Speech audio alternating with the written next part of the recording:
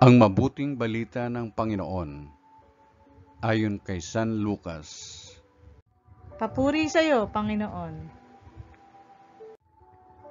Noong panahong iyon, sinabi ni Jesus sa mga tao, walang taong nagsisindi ng ilaw at pagkatapos ay tatakluban ng banga o ilalagay kaya sa ilalim ng higaan. Sa halip, inilalagay ito sa talagang patungan upang makita ng mga pumapasok ang liwanag.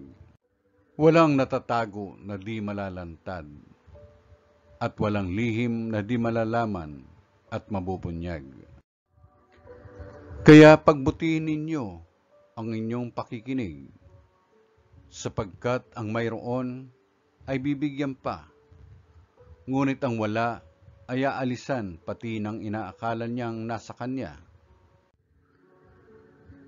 Ang mabuting balita ng Panginoon. Pinupuri ka namin, Panginoong Jesucristo.